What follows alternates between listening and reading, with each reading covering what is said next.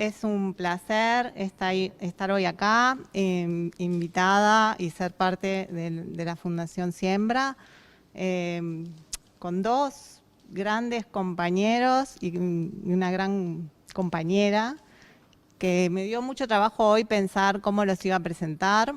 Estuve como muy conflictuada con esa parte de la presentación y al fin elegí decir que una compañera y un compañero que fueron parte muy importante de la construcción de nuestra izquierda, que fueron parte de la transmisión de muchos valores para muchas personas y que hoy siguen comprometidos con el futuro que se viene. Así que en ese marco es que vamos a tener esta charla. Le agradecemos a Lilian, a Pepe por estar acá.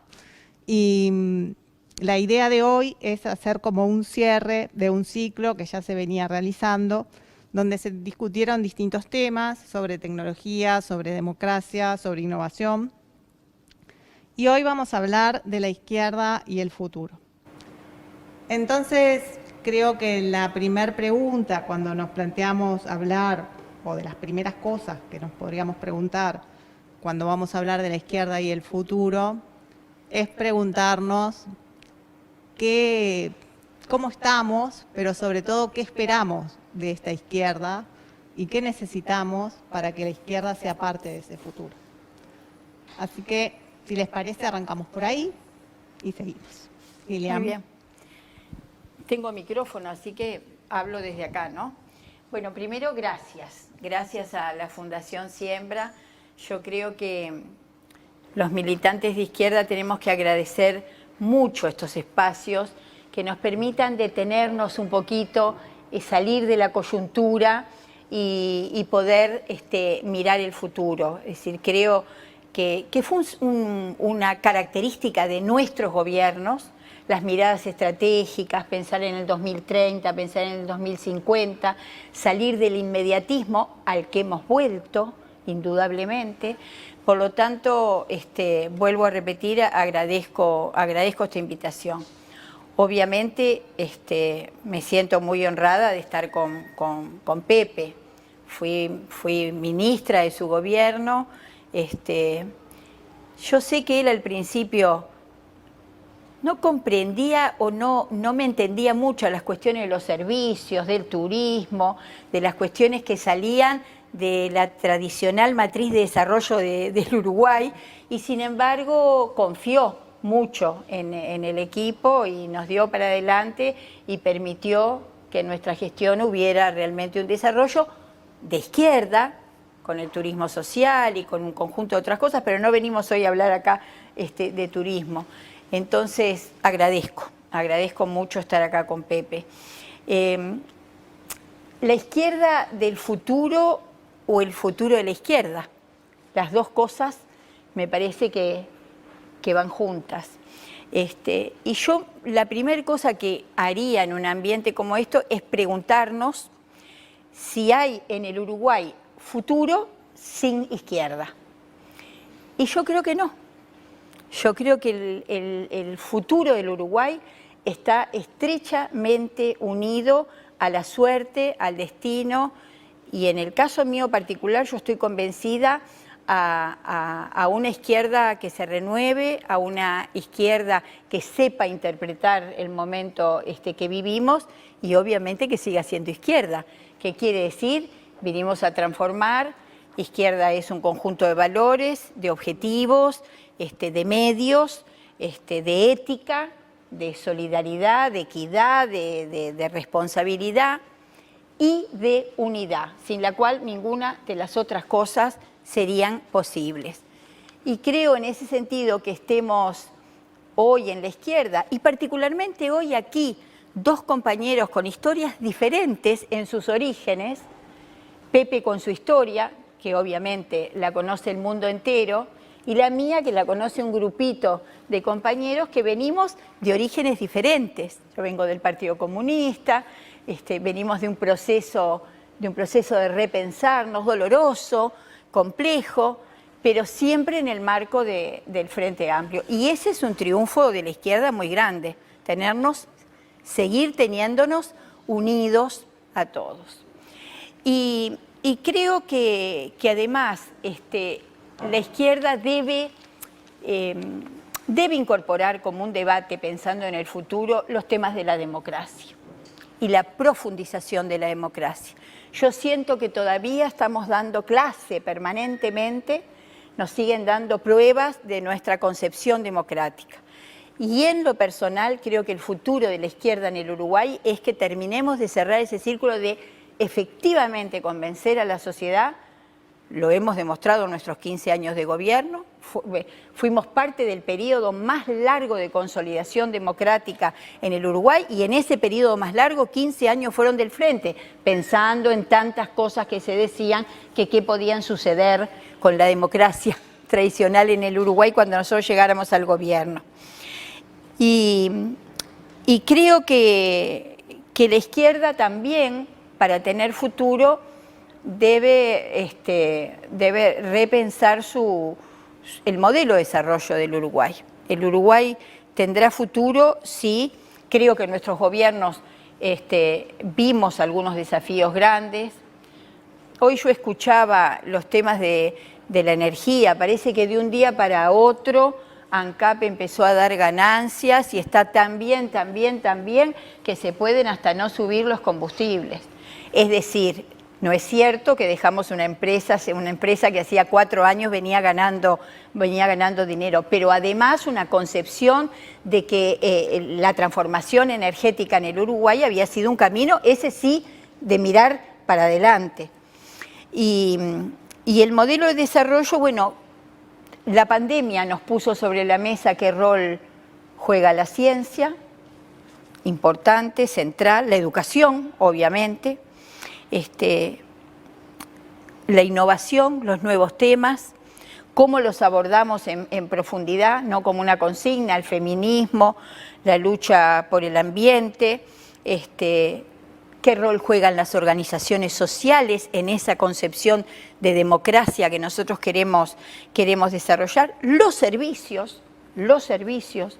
Yo creo que no hay futuro en el Uruguay, sin duda, sin las vacas, sin el campo, sin la industria, sin todo lo que ustedes quieran, pero no habrá futuro si los servicios, y especialmente los servicios turísticos, no se desarrollan. Y la descentralización.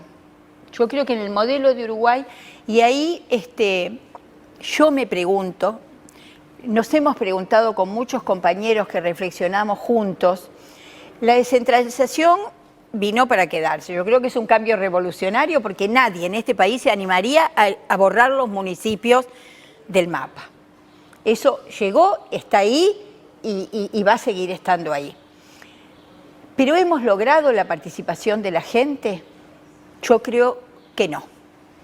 Yo creo que en muchos lugares hemos provocado la reproducción de las peores formas de hacer políticas, del caudillismo, ya no allá arriba en la intendencia, sino en el territorio. Ahí nos tenemos que preguntar mucho en qué hemos fallado en lograr ese cambio profundo que es lograr la participación de la gente y ahí también el rol de las organizaciones sociales. Y junto con pensar en el futuro de la izquierda, yo creo que tenemos la obligación, Pepe, de preguntarnos si el progresismo está todo en el Frente Amplio. Cuando hablo de izquierda, hablo del Frente Amplio. ¿Toda la izquierda está en el Frente Amplio? También muchas veces me lo pregunto. ¿Y todo el progresismo está en el Frente Amplio? Yo creo que no. Yo creo que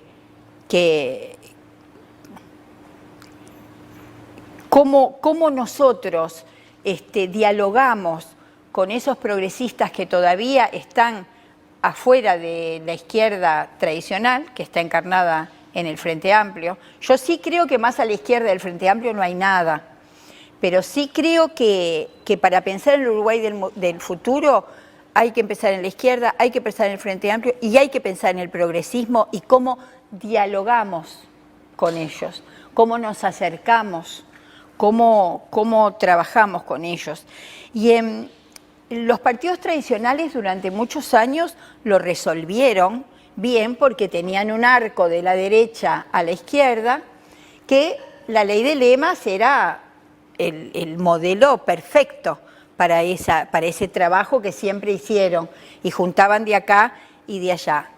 La reforma constitucional vino a romperles un poco eso y también a desafiarnos a nosotros de qué trabajo debemos hacer, de qué acercamiento debemos hacer y de qué convencimiento y cómo dialogamos con los progresistas que todavía no están en la izquierda. Y en esa izquierda del futuro, a mí me parece que nosotros decimos la derecha, para hablar de izquierda hay que decir, bueno, ¿qué es la derecha? La derecha es el dios mercado, es decir, se mueven para cortar grueso, el mercado lo regula todo. Y para nosotros, para la izquierda, es el rol del Estado, no para que ocupe todos los espacios. Y ya la izquierda lo demostró con el gas, lo demostramos con Pluna, es decir, no hubo una hecatombe porque algunas cosas no siguieran totalmente en manos del Estado, pero creo que debemos profundizar y creo que debemos analizar mucho más. Ahora, ¿qué rol y qué papel juega el mercado en una política de izquierda? Creo que es un enorme desafío también para pensar ese futuro. Y la verdad, compañeros, que en estos días pienso tanto en las vacunas. Cuando hablo del mercado y hablo del rol del Estado, inevitablemente se me vienen las vacunas, porque hubo producción de vacunas. ¿Por qué? Porque había mercado. ¿Por qué? Porque había un virus. Ahora todavía una buena parte del mundo no tiene ni una dosis de esa vacuna. Y yo creo que pensar en el futuro tenemos que pensar en un reparto más equitativo de las cuestiones esas que son esenciales. Lo que está pasando hoy en el mundo con la vacuna y con el COVID merecería un análisis profundo de los que nos sentimos humanistas, que pensamos primero en el hombre, en el ser humano, en las mujeres, y bueno, a veces hay un mercado, se abre una demanda, pero en cuestiones esenciales no le llega a todo el mundo. Y es monstruoso, desde mi punto de vista es monstruoso lo que hoy está pasando con ese mercado de vacunas que se abrió. Y sin ninguna duda, creo que no hay futuro de la izquierda sin participación y sin involucramiento de la gente. Por eso digo que tengo una mirada muy crítica de cómo hemos resuelto el tema de la descentralización y cómo todavía nos quedamos en la superficie y no hemos logrado involucrar verdaderamente a los ciudadanos en ese proceso que es esencial. Y obviamente, mientras haya injusticia, habrá izquierda. Eso no me cabe duda, pero nos debe guiar, me parece, un análisis mucho más profundo de la sociedad. Y también me pregunto qué rol juega la paz. ¿Por qué tenemos que estar en contra de la grieta las personas de izquierda? ¿Por qué la grieta? ¿Por qué el miedo? ¿Por qué la desesperanza son aliados de la derecha? Nunca, siempre esas cuestiones ayudaron a que avanzara lo peor y al retroceso. Por eso nosotros, desde mi punto de vista, debemos ser abanderados de la paz. Una izquierda del futuro tiene que convencer a la gente que nuestro camino es un camino de no grieta, es un camino de paz, de diálogo, de democracia y sí de mejor distribución de la riqueza, sí de equidad, sí de cultura, sí de que las mujeres ocupen el lugar que tienen que ocupar, sí de las cuestiones del ambiente que han superado las clases sociales, porque también hoy tenemos la genética, las cuestiones ambientales, un conjunto de temas que están por encima de las clases sociales y nos afectan a todos, aunque están directamente involucradas, porque sin duda cuando uno habla de ambiente tiene que hablar de pobreza y sin ninguna duda tienen una estrecha relación. Y yo creo que que Uruguay tiene una fortaleza, que creo que ahora el libro de Rubio, Repensar el progresismo, lo plantea, que es que Uruguay tiene historia de bonanza. Entonces, los países que tienen historia de bonanza siempre tienen más posibilidades de pensar en su futuro. Ahí en ese libro se menciona un estudio de Luis Bértola que habla de que en la Primera Guerra Mundial el Producto Bruto Interno de Uruguay y de Argentina era mayor que el de los países desarrollados. Y ahí el vallismo, y de ahí el peronismo, y de ahí un conjunto de movimientos sociales y políticos que se dieron. Y por eso tenemos ese hándicap de que como tenemos memoria e historia de bonanza, siempre estamos más desafiados a pensar en cómo volver a un Uruguay con mayores derechos, no porque el del principio del siglo fuera la panacea, pero sí, indudablemente, tuvo un conjunto de leyes, de normas, y especialmente del vallismo, que desde mi punto de vista ayudaron mucho a construir el Uruguay que hoy tenemos. Por eso creo que tenemos un desafío enorme, que los Frente Amplistas, que acabamos de cerrar un proceso de autocrítica, pero que con eso no resolvemos todas las dificultades que tenemos. Pero para mí lo más desafiante es ese vínculo con la sociedad, que creo que lo tenemos un poco herido y eso hay que reconstruirlo. Es lograr una participación de la gente mucho más profunda y reafirmar nuestro camino pacífico, democrático, reivindicando los mejores valores de la izquierda. Por acá me quedaría. Bueno, no sé si tengo que decirlo otra vez, pero muchas gracias, el 3, 2, 1. Muchas gracias, me parece que Lilian ha traído muchos temas a esta conversación y creo que podemos empezar, o sea, como que con estos temas que ella trae, ahora dándole la palabra a Pepe, después podemos ya ir a picotear o a discutir un poquito más algunas de estas cuestiones que se plantearon. Pepe, la pregunta era enorme, Lilian planteó un montón de cosas. Sí, en realidad voy a arrimar este catre un poco porque mi vista no es muy privilegiada. Ahí.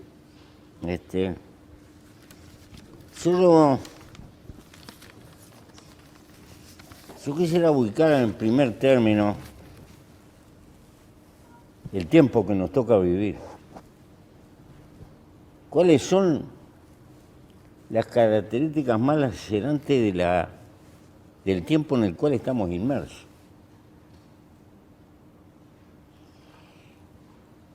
Como el tiempo nos sobra, tengo que esquematizar. No es un tiempo de muchos cambios. No es una época de muchos cambios solo. Es un cambio de época, que es algo mucho más dramático. Porque hay una explosión tecnológica, también de capital, de concentración de la riqueza, pero también de concentración prioritaria del conocimiento. Las características del tiempo que viene hacia adelante no las podemos pronosticar cabalmente, pero hay algunas cosas que están muy claras. Primero, la incertidumbre. Va a ser la materia prima que más crece, la incertidumbre. Las consecuencias de las cosas que no sabemos, que pueden incidir. Lo segundo, la multiplicación alucinante del conocimiento, pero junto con él la propiedad del conocimiento. Hasta ahora hemos visto que la fuerza del capital es el pulmón que empuja la economía y a la humanidad, pero cada día lo es más el instrumento que se llama el conocimiento. Y esto está provocando ya diferenciaciones dramáticas. Y tenemos por delante o un drama de quedar los latinoamericanos relegados al mundo de la inoperancia, el mundo de lo inevitable, porque ya hay signos, esas columnas de gente que camina por Centroamérica queriendo ir a Estados Unidos, eso es humanidad sobrante. Lo mismo que está pasando en otras partes del mundo. La ola de grandes inmigraciones está cantando un fenómeno que empieza a darse. No nos necesitan a mucha gente. Y en esta carrera, la distancia del mundo que posee el conocimiento y el que es dependiente del conocimiento tiende a multiplicarse, amén de que se multiplica la desigualdad. No es que el mundo no crezca y progrese. Ha tenido un progreso fantástico, pero enormemente concentrado. No podemos olvidar las características que tiene ese mundo. Ahora bien, para la izquierda del Uruguay y de América Latina y para la derecha, o nos subimos al desarrollo o la quedamos. ¿Qué significa subirse al desarrollo? ¿No tener problemas? No. Por ser desarrollados, no somos humanidad mejor. Incluso podemos ser humanidad peor. Ese es otro.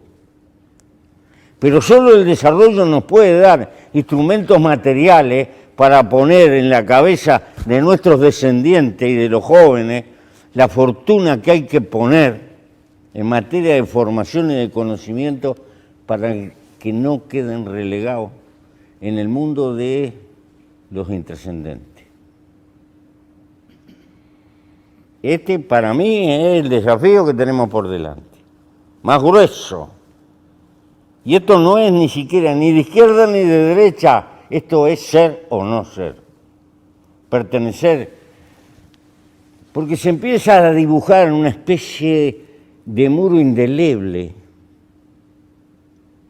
que pasa por el Mediterráneo, medio movible, que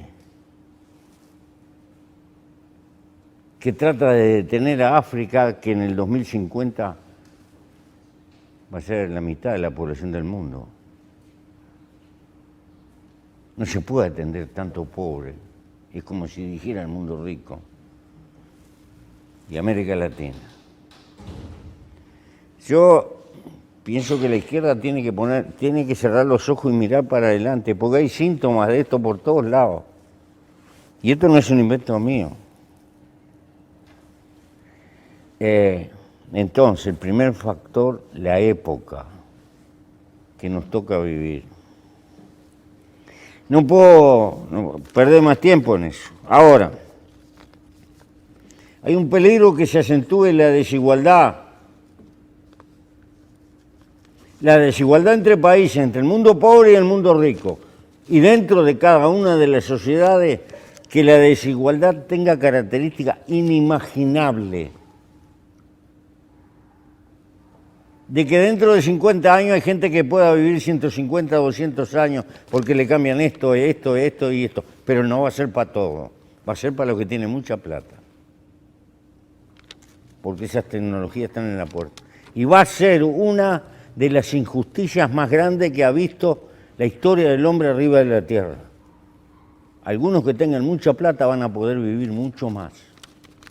Se comprará años de vida con plata. Probablemente. Si eso no es dramático, porque si hasta ahora ha habido una cosa democrática auténticamente, es la muerte. Bien. Por lo tanto, la tarea de desarrollarnos me parece que es prioritaria, pero no es un fin en sí mismo. Es tener los medios para poder capacitar a las generaciones que vienen atrás de nosotros. Porque no por ser desarrollados somos mejores. Este es otro capítulo que tiene que abordar la izquierda. Pero por eso hay que preguntarse qué es el hombre. Y la respuesta no está en la economía, está más bien en la antropología.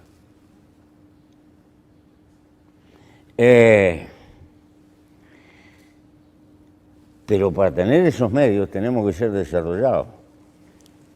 Precisamos no 2 universidades, precisamos 10, pequeñas, especializadas en la frontera.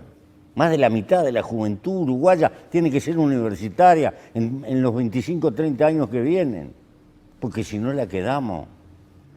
Porque aquello que era clase obrera en mi juventud, unos tipos de mameluco y gorra de vasco, eso es un recuerdo nostálgico. Los que van a dejar plusvalía, los que van a cumplir el papel del proletariado son los universitarios, los bien formados, porque esos son, porque el trabajo se está técnicamente cada vez más calificando. Y el trabajo va a cambiar a cada rato, va a ser una aventura, lo que obliga, van a ser más el tiempo de estudio que el tiempo de trabajo efectivo de la gente. Por eso, esta no es una revolución de más, esto es un cambio dramático. Y tenemos que registrarlo en la computadora. No es problema mío que tengo 86 años, es problema de los gurisotes que están acá. Pero es criminal no pensar, no diseñar los desafíos que tienen por delante. Porque su estatura humana tendrá la estatura que seamos capaces de construir ahora. Ahora bien, si el desarrollo no es una finalidad, sino un medio, y no hay que olvidarse de esto, es porque ha habido naciones desarrolladas que han hecho barbaridades y siguen haciendo barbaridades. Riqueza material no es garantía de riqueza moral, o de justicia, o de igualdad, o de equidad. Es nada más que tener medios. Entendamos.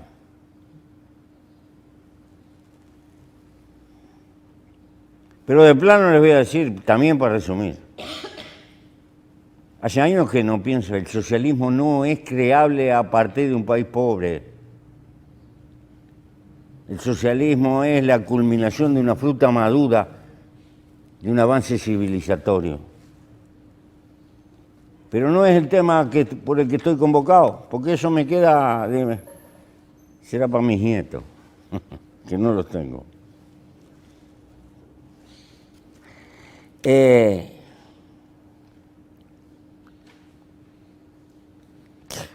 Lo que sí tengo que señalar, porque trato de no repetir lugares comunes, y no intento que ustedes estén de acuerdo, lo que intento que piensen, que es distinto.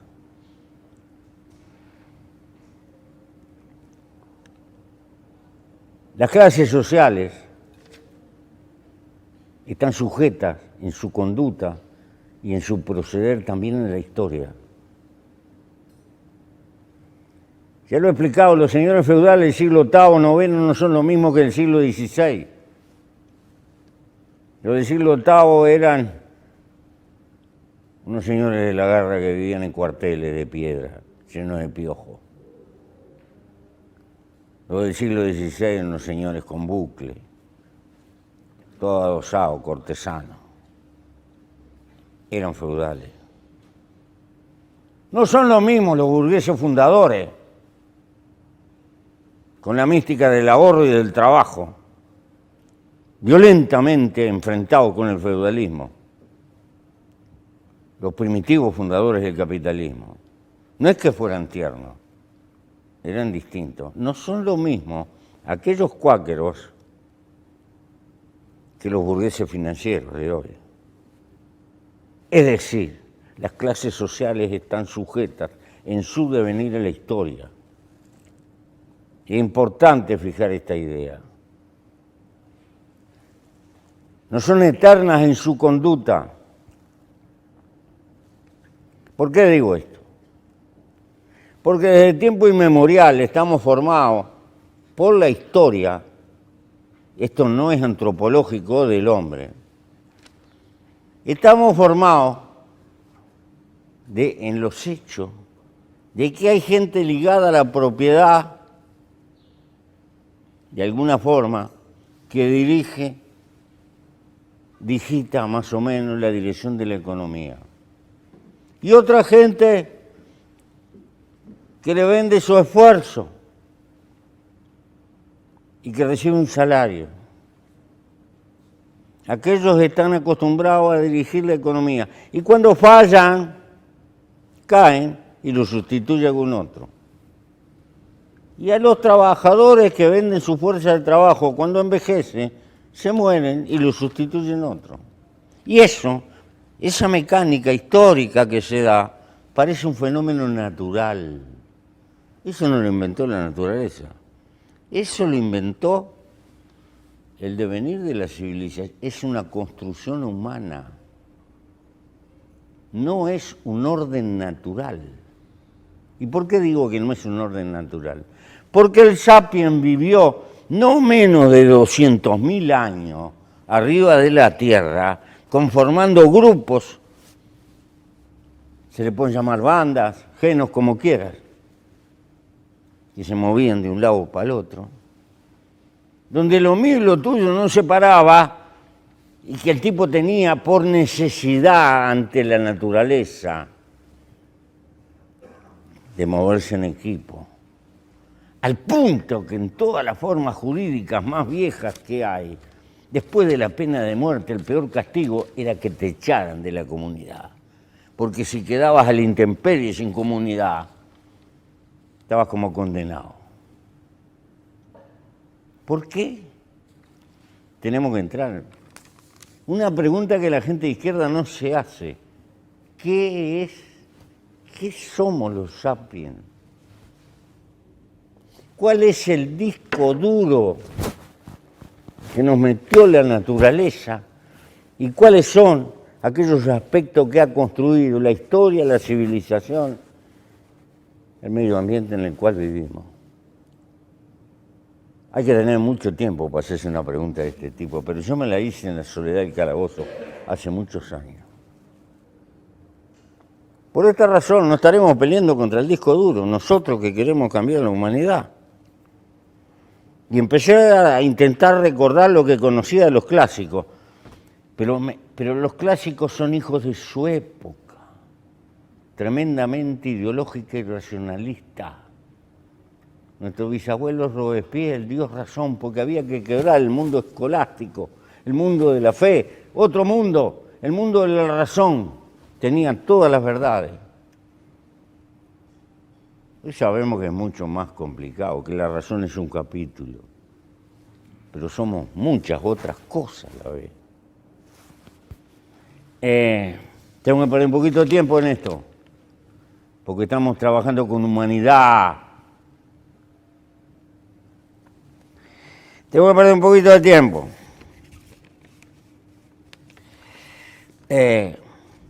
Yo hablé del desarrollo, pero no quiero tocar los caminos para el desarrollo, porque entonces ahí nos vamos a la luna. No terminamos más esto. Eso. Lo dejo en el tintero. Pero esto que estaba diciendo de la historia de las clases sociales se ha reflejado en la práctica de todos los intentos de construcción de los modelos más o menos socializantes que se quisieron hacer. ¿Por qué?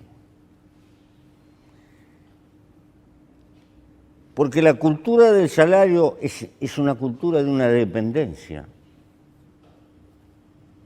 que nos quita de encima el capítulo de la gestión y de la participación en la responsabilidad de la gestión. Entonces, ¿qué nos pasa cuando los trabajadores intentan llevar colectivamente algo en común adelante, una cooperativa, una empresa autónoma? Tienen unas dificultades terribles. Porque ellos no han sido educados, no están formados para esa cultura. Subliminalmente no lo están.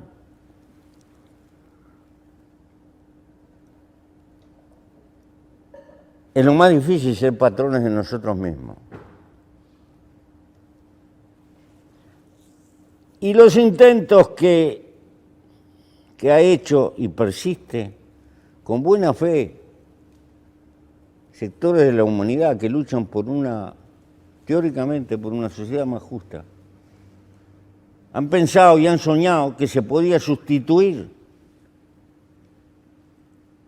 la dirección de la economía en los hechos, sustituirla por burócratas más o menos eficientes. Y eso ha demostrado porfiadamente que tiende a congelar la economía,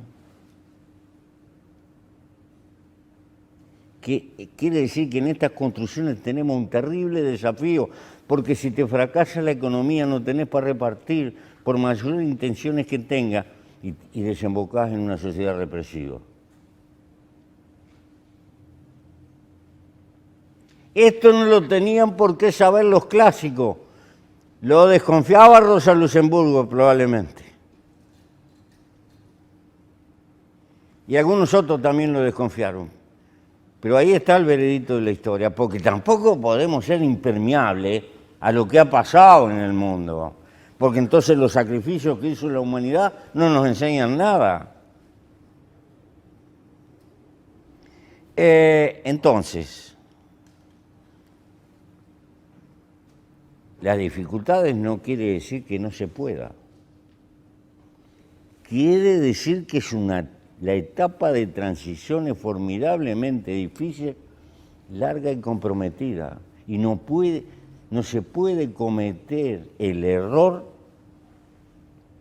de perder calidad económica en nombre de la igualdad, porque creamos la peor desigualdad. No tenemos. Tenemos que tener la inteligencia de tener una izquierda que mire un poco más lejos, que no se debe confundir sentires con realidad. Hay que reconstruir una cultura del trabajador dependiente para que sea él, aprenda en un largo proceso a ser responsable y gestor de la propia economía, pero no se hace con intenciones de un día para el otro. ¿Por qué? Porque la historia lo está demostrando. Es mucho más difícil de lo que parecía. Creo que es posible, sí, creo que es posible, porque acá entramos en otra. Voy a reseñar algunas cosas que enseña la antropología. ¿Qué es el sapiens?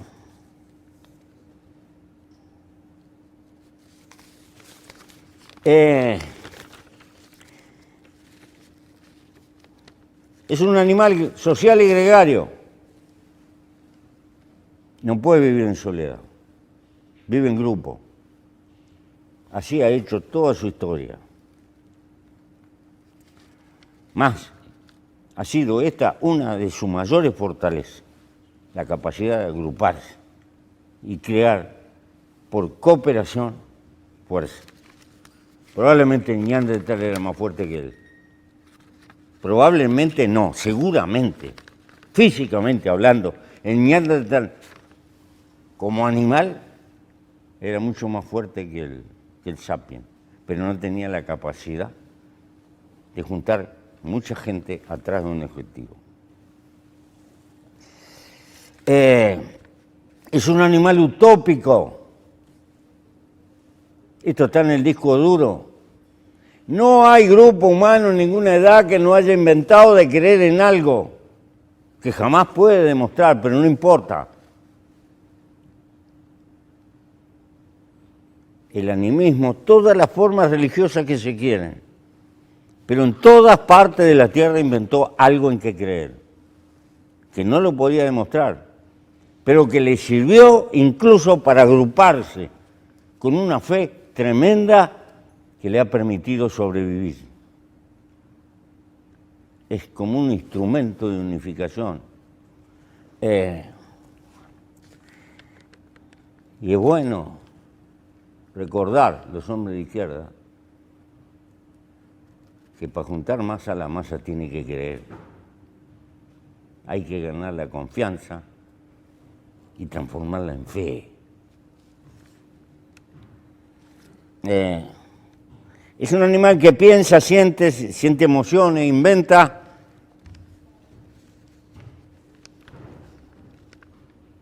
No quiere morir. Ha hecho los monumentos más estrafalarios que se pueden concebir en su intento de zafar de la muerte y de perdurar.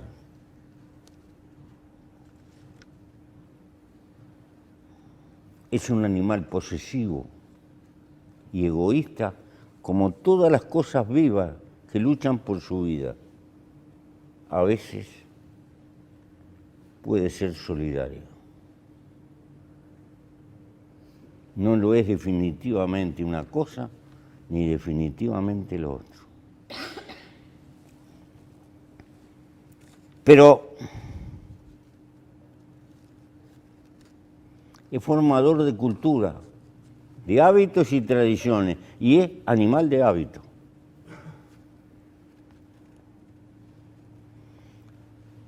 Fue formando instituciones en la medida que se complica y se multiplica la sociedad. ¿Atrás de qué? ¿Por qué crea instituciones? Porque instintivamente tiene que salvaguardar la sociedad.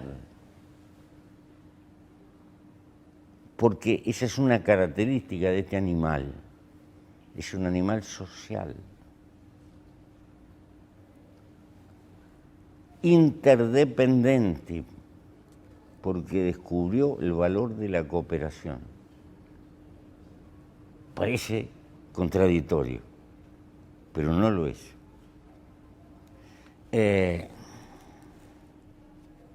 Y acá viene la pregunta de la noche. ¿Qué hay que hacer? ¿Será posible que por educación, por cultura, por hábito, los humanos podamos acentuar nuestro sentido de solidaridad y de empatía más allá del egoísmo que tenemos adentro? A esto le llamamos el hombre nuevo, pero más claro. ¿Tendrá el sapiens capacidad para mejorarse a sí mismo? Esta es una respuesta de fe y decisiva. Sea de izquierda o de derecha por esto, porque pensamos que es posible un mundo mejor y que el sapiens tiene capacidad para mejorarse a sí mismo. También tiene capacidad para empeorar. Esto no está laudado. Esto depende de la actitud colectiva que se asuma a conciencia hacia el porvenir humano. Por eso somos de izquierda. Porque a pesar de todos los pesares creemos en la posibilidad del hombre. Esto parece una cosa moral, y lo es. Pero yo me inscribo dentro de eso, porque si pensamos que el hombre puede ir a Marte, puede ir a la Luna, el hombre puede mejorarse a sí mismo. Y no me estoy refiriendo molecularmente, reprogramado genéticamente, me estoy refiriendo por la influencia que puede tener la cultura, el medio ambiente y la presión de la propia sociedad sobre la conducta del individuo. ¿Por qué digo esto? Porque ha habido tipos humanos de todo. es moldeable. ¿Qué fueron los genisarios? Esa barbaridad que inventaron los otomanos. Niños cristianos robados del cristianismo que eran feroces contra el cristianismo por educación a posteriores. ¿Qué fueron los espartanos? Hemos visto de todo en la historia humana. La historia humana es una radiografía de nuestro yo profundo como animales, antropológicamente. Es muchísimo lo que se puede hacer, porque es un animal cultural, inteligente, sensible, terriblemente emotivo, mucho más emotivo que racional. Lo que estoy diciendo es un acto de confianza, a pesar de todos los pesares. Entonces, bien, para terminar y redondear esto, yo sé que estoy metiendo el dedo en el ventilador, compañero.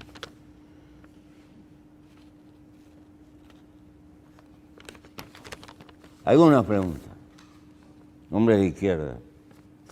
¿Cuál es el sentido de la vida? No sabemos de dónde venimos, ni a dónde vamos. Cada cual tendrá su definición. Pero seguramente que la naturaleza no nos puso para que acumuláramos. No es tan miserable, tan egoísta. Nos debe haber inventado la aventura de la vida, la hermosa aventura, el único milagro que hay arriba de la tierra es que hemos nacido. Había 40 millones de posibilidades de que naciera otro y nos tocó a cada uno de nosotros. Pero como es algo tan cotidiano, no le damos valor. Pero la gran respuesta es, ¿qué hacemos con esta vida? ¿A qué venimos? ¿A sufrir? ¿A penar? ¿A ayudarla para acumular? ¿O la aventura de vivir? La otra pregunta, ¿qué es ser libre? Que está de moda hablar de la libertad. Está de moda hablar de la libertad. Mi definición casera. Soy libre cuando gasto tiempo de mi vida en lo que se me antoja, sin joder a otro, pero en lo que me gusta a mí. Que seguramente es una chifladura que a otro ni le va ni le viene, tiene otra chifladura.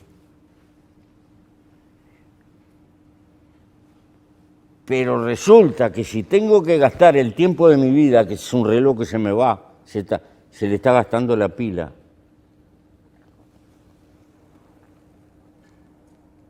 descubro esto, si multiplico las necesidades al infinito, me tengo que pasar gastando tiempo de mi vida para cubrir esas necesidades. Entonces no soy un hombre, no soy un sujeto libre. Estoy sometido a la ley de la necesidad, la ley más cruda de la biología,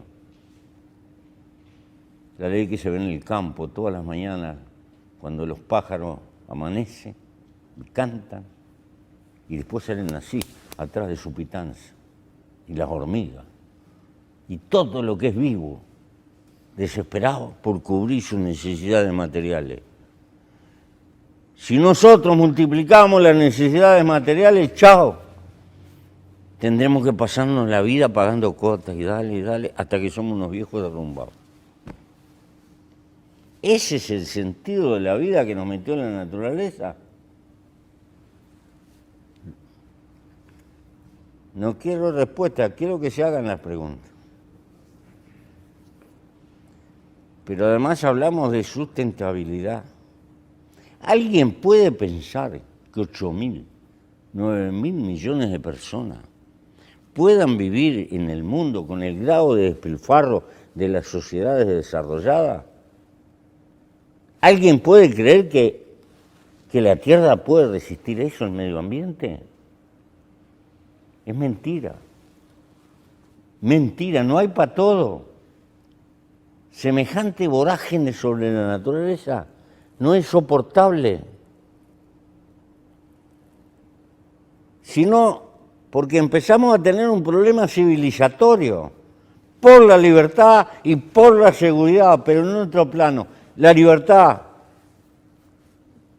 ¿Cuál es el sentido de la vida si no tenés mucho tiempo para cultivar tus afectos?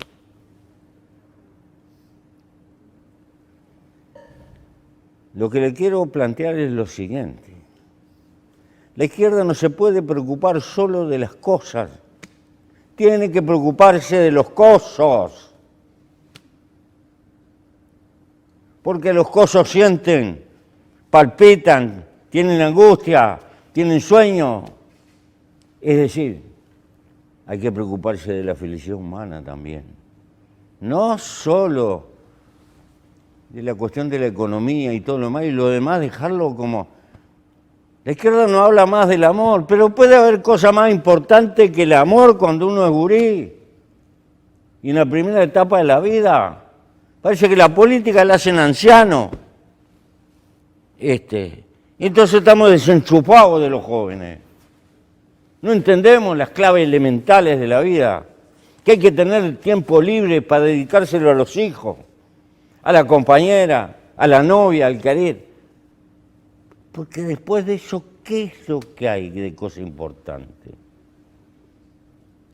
Resulta que nos enamoran los cacharros y amontonamos cacharros, pero al otro día ya estamos aburridos de los cacharros.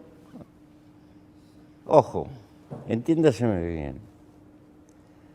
No es que planteo volver a vivir en una cueva, que el camino de la libertad es un camino de sobriedad,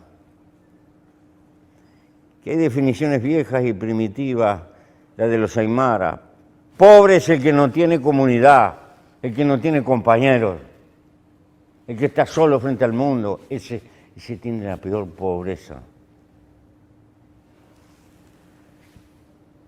Lo segundo, Séneca. Pobres son los que precisan mucho, demasiado, porque terminan complicándose la vida inútilmente. Entonces,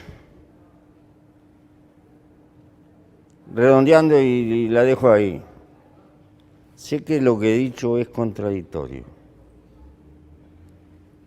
porque hacia el final estoy hablando de una perspectiva de humanidad futuro. La tarea inmediata de la etapa sé que es el desarrollo que no tiene que ver con esto.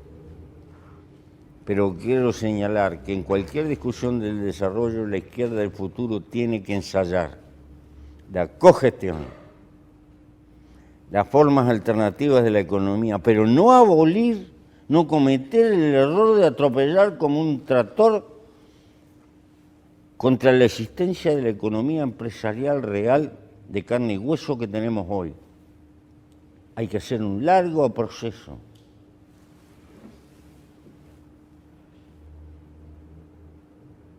Y me quedó en el tintero una cosa importante. Como desarrollarse implica acumular, hay que aprender de los estados que lo están haciendo. Los estados del Golfo, todos. Si querés poner un kiosco, tenés que asociarte con... Tú tenés la mayoría, pero sos socio. El Estado chino no es un Estado fiscalista, es un Estado cobrador de dividendos. Tuvo la astucia y la gentileza, y también el vietnamita.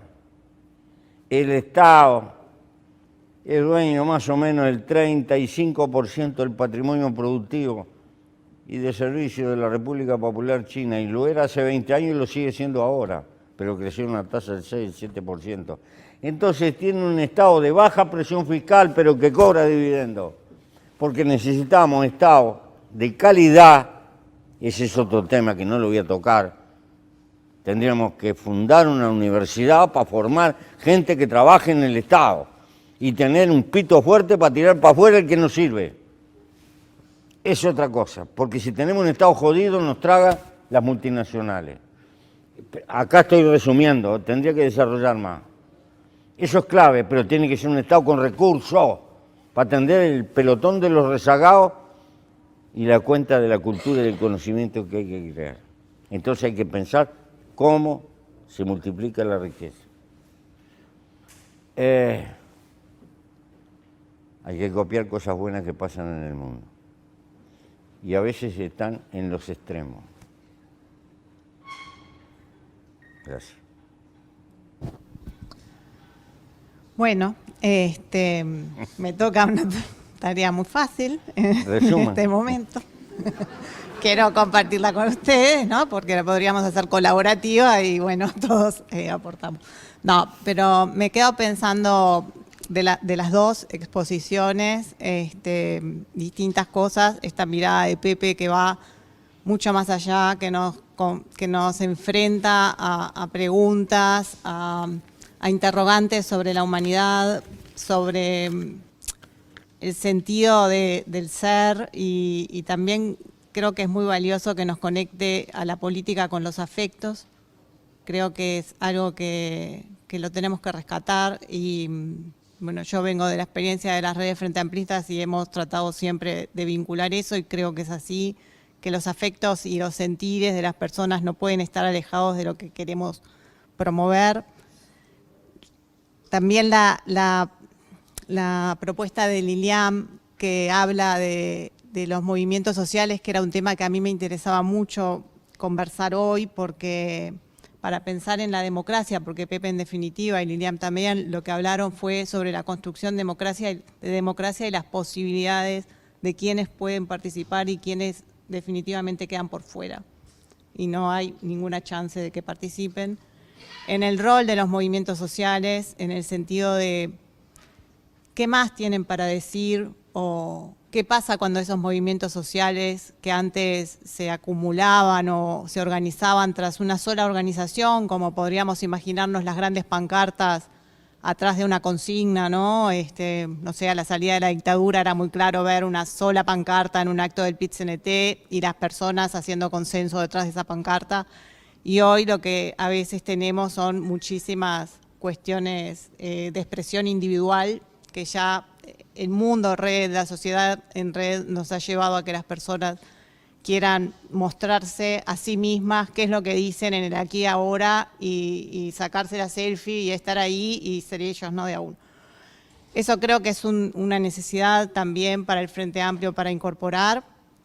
Y también hablaban de la solidaridad y acá me hizo acordar un cuento que yo sé de una compañera que en su casa tenía una imprenta y cuando la persona que cayó, que manejaba esa imprenta, la compañera hizo total confianza que no iba a hablar y no habló y mantuvo todo el tiempo la imprenta y creo que de esas cosas también hablamos de confianza, hablamos de qué mundo es el que estamos buscando. Yo solo discrepo con una cosa con Pepe y me voy a atrever a decirla, aunque no puedo.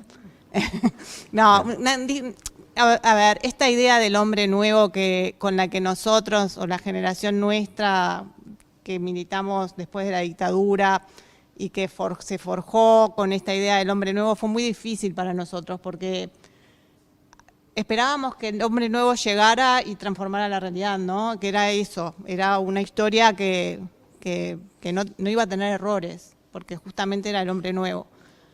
Y hoy, aparte de que podríamos hablar desde otros lugares de esa visión, nos damos cuenta que esa construcción tiene que ser hecha con los errores, con los defectos, con las miserias, ¿no? Exacto. Que no hay una idea de hombre nuevo. Eso es una cuestión que siempre nos pasó. Yo les dejo la palabra para que ustedes cierren.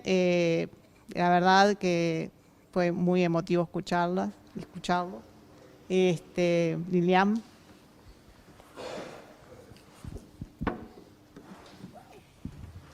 Bueno, escuchar a Pepe siempre es desafiante porque efectivamente incorpora cantidad de preguntas que a veces no están en la cotidianeidad de la izquierda.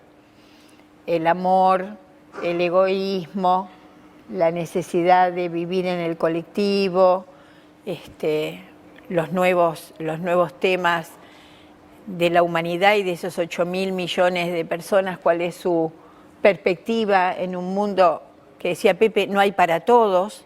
¿Qué hacemos? ¿Qué hace la izquierda? ¿Cómo eso nos sacude? Porque es una frase dura. Creo que ahí la izquierda tiene un desafío enorme. La izquierda uruguaya y la izquierda latinoamericana. En estas horas nos preguntamos, ¿será posible que el año que viene Brasil sea otro Brasil?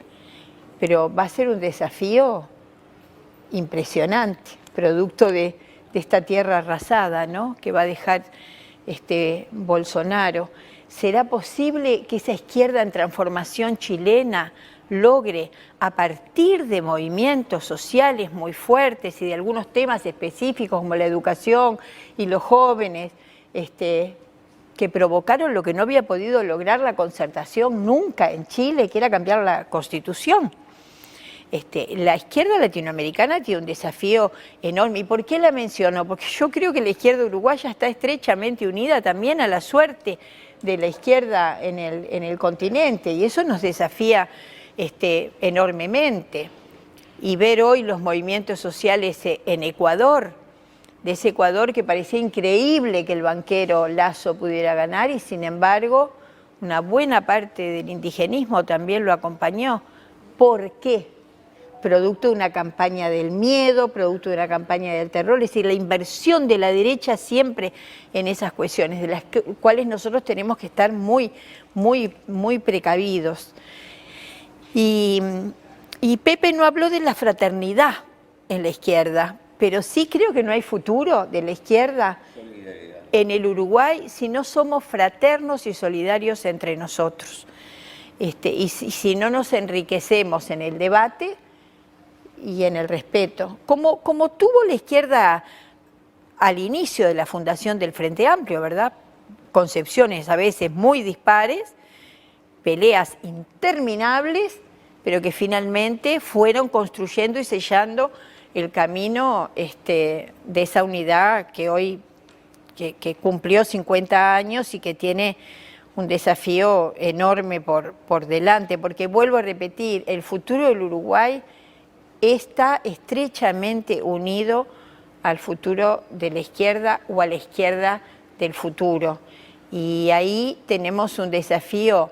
Yo sí tengo nietos y muchas veces me pregunto qué país le vamos a dejar, qué país le estamos dejando a nuestros hijos, qué síntesis puede haber hecho la gente de nuestros 15 años de gobierno, en donde las transformaciones fueron muy profundas y los errores estuvieron también acompañándonos, pero mucho menos que las transformaciones profundas.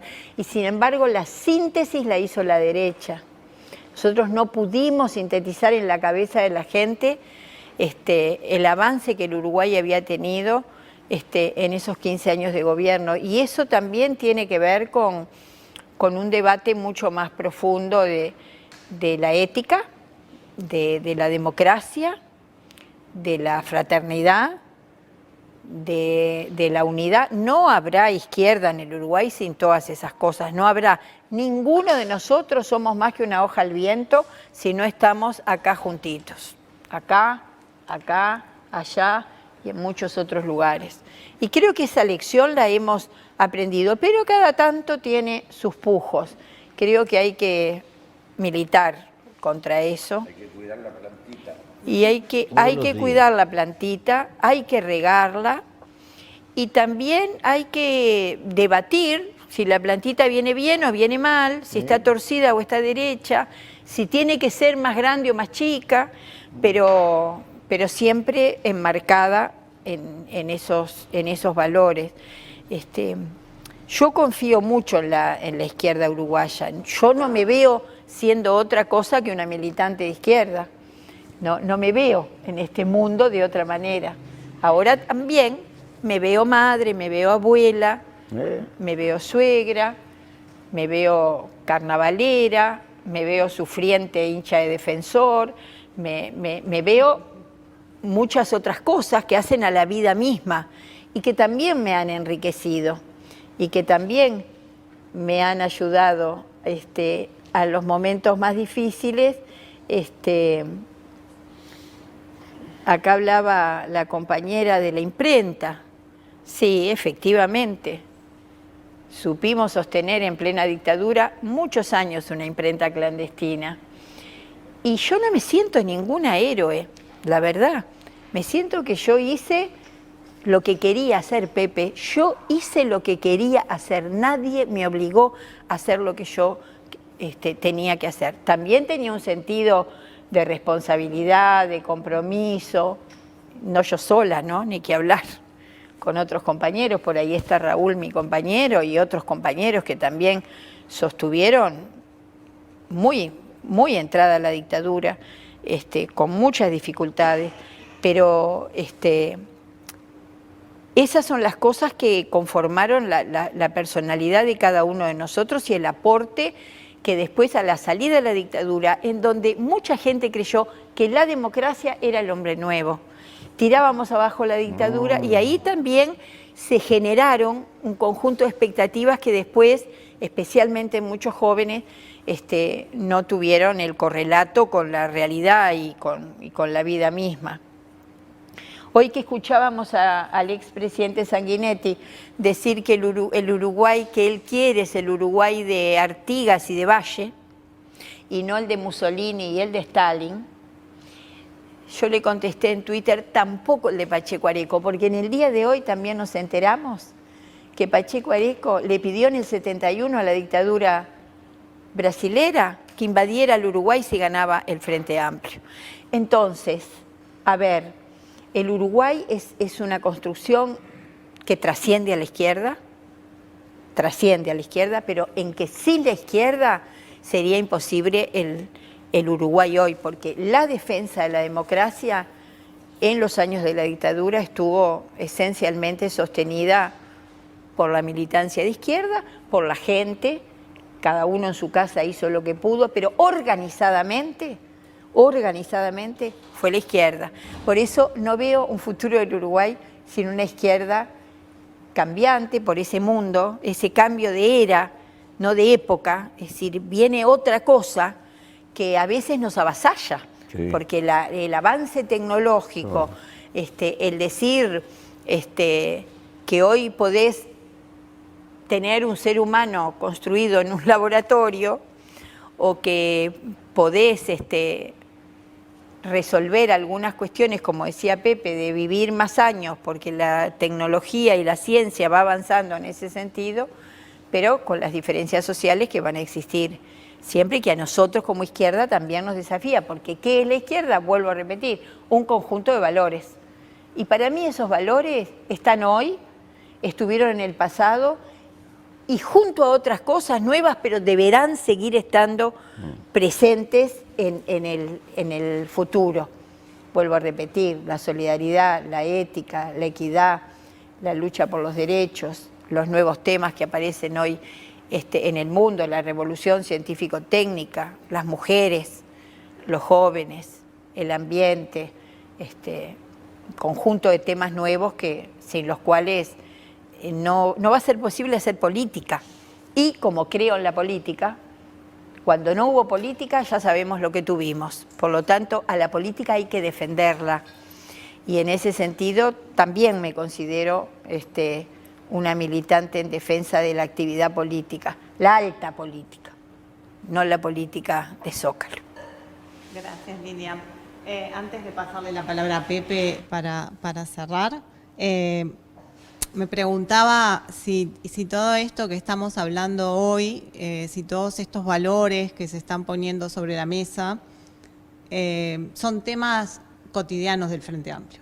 Porque si nosotros estamos pensando en la izquierda del futuro y en la herramienta que tenemos que que mejorar. Yo creo que hay palabras que a veces de tanto nombrarlas quedan vacías y se nombran como palabras maleta, digamos, que pueden ser la participación, la renovación, la innovación también, o sea que nombramos y nombramos y nombramos y después cuando rascamos la decimos nosotros, lo dice la calle Pou y lo dice, ¿no?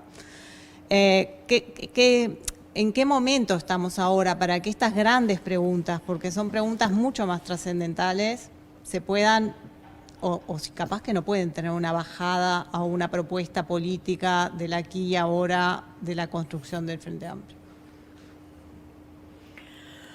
Okay. Creo que tenemos. Son temas apasionantes, compañero. Supera lo que podemos, el tiempo que tenemos. Dice que Jote por ahí, donde vas, haz como vieres. Es inteligente.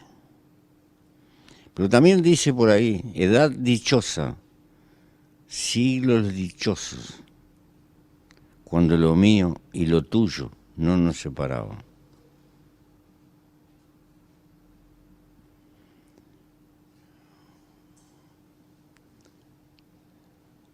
La propiedad empezó con la revolución agrícola hace 30.000 años y fue creando todo el marco institucional y civilizatorio. Fue un paso adelante en un montón de cosas, pero el pobre Sapien dejó por el camino, pagó el precio de dejar su sentido de comunidad. Andamos con una deuda inconsciente con el hombre primitivo. Tal vez haya memoria genética, tal vez. Ahora, para sostener un discurso, un relato que genere fe y compromiso, hay que vivir de acuerdo al relato y a la fe que se practica, porque de lo contrario es una impostura. Pero la cosa no es simple, porque estamos inmersos en una sociedad que funciona de determinada manera, que tiene determinadas cosas, que nos presiona por todos lados. Si tú, mujer, le compras unos championes baratos, tu hijo iba a la escuela y ve los otros que son mejores, viene y te dice, ¿por qué me compraste esto? Y de la mañana a la noche hay una imagen que nos está vendiendo, la imagen de comprar, de prosperidad, de felicidad, de cara sonriente, que te ofrecen un auto y te ponen una rubia al costado espectacular para que los muchachos unan una cosa. ¡Oh! Cantan las burbujas de la Coca-Cola. Me vine viejo sintiendo cosas por el estilo. Y dale, y machacan, y machacan, y machacan. Construyen subliminalmente. No la cultura racional, la cultura emocional. Se han apropiado del mundo de las emociones para conducir a la criatura humana y poderla explotar. Y todo está sometido a las edades. A las mujeres le ofrecen cuanta crema santa puede aparecer a nosotros la bicicleta ergométrica y todo lo demás. Porque la pobre criatura humana ya peleó por el elixir de la larga vida y la piedra filosofal. Esas son cosas que están y les explota el mercado y nos trabajan. Entonces nuestras ideas tienen que pelear con una realidad material que nos está rodeando y que nos está presionando y determinando. No es sencillo. La libertad es simple, está en la cabeza. Ah, pero ¿cuánto cuesta? Lo que le voy a decir son pavadas. Estos zapatos tienen 15 años. Han recorrido el mundo. Tuvieron en Chipó, tienen Y todavía los uso. Esta camperita, con esta camperita fui al Parlamento cuando asumí la presidencia. No me digan que no se puede, se puede. Pero yo sé que cuesta mucho la libertad en la cabeza.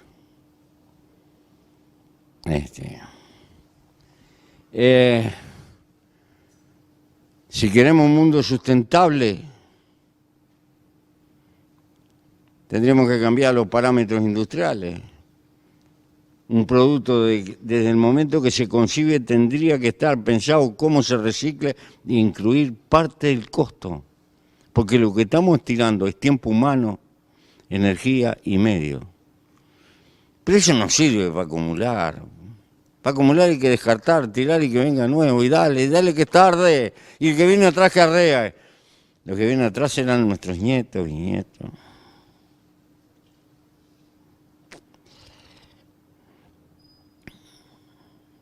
Es probable que la izquierda todavía no se dé cuenta, pero está luchando por una respuesta civilizatoria, que va más allá incluso de la propiedad. Pero bueno, son temas que ustedes me tienen que perdonar. Yo soy un viejo con la cabeza demasiado alucinante. Si me dejan hablar, salen... porque tengo tantas cosas rumiadas adentro y tiradas adentro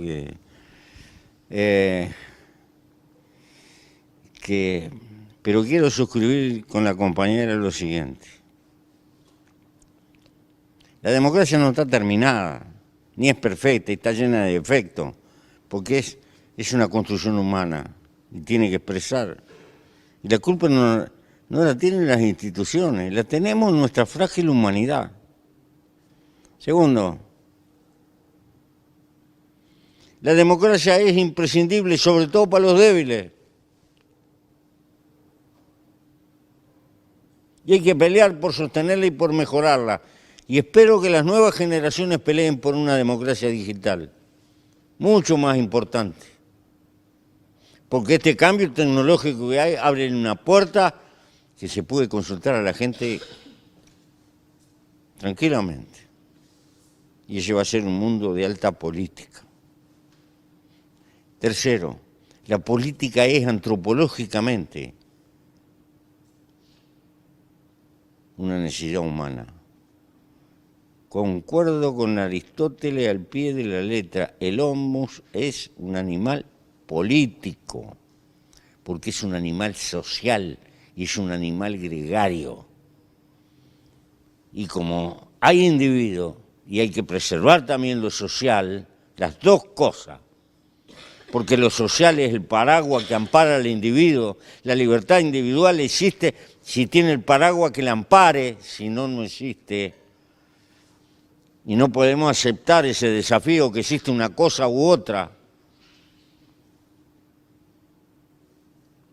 El papel de la política es tercial en los conflictos, en las diferencias que tienen los individuos para que sobreviva la sociedad.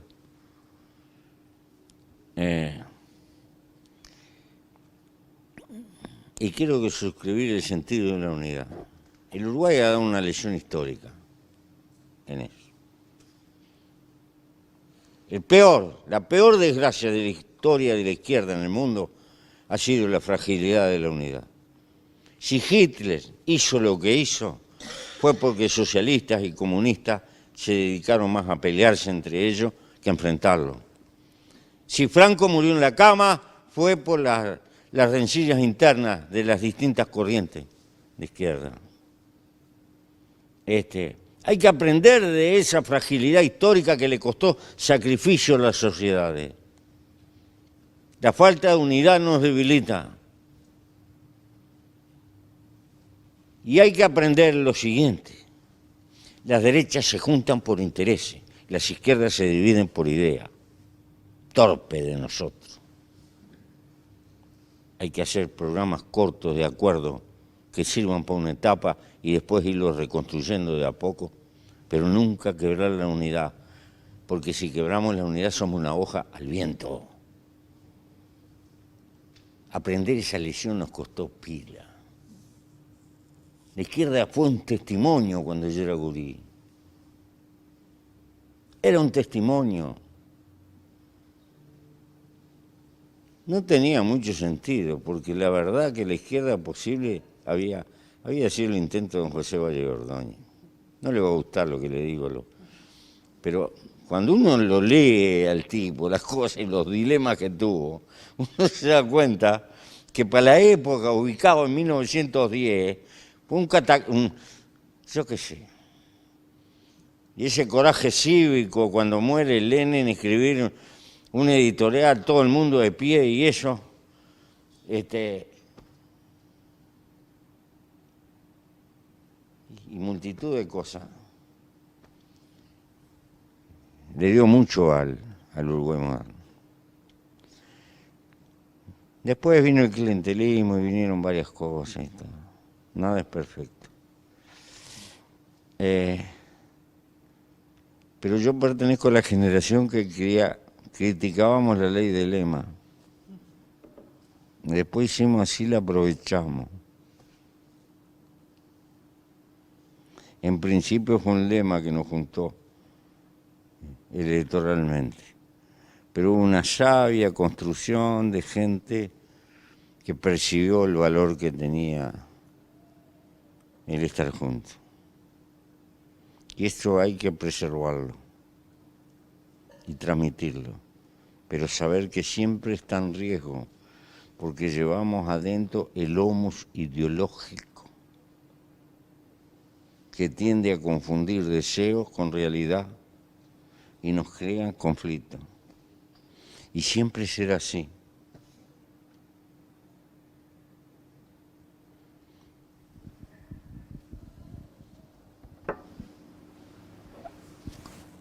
Bien, bueno, muchísimas gracias.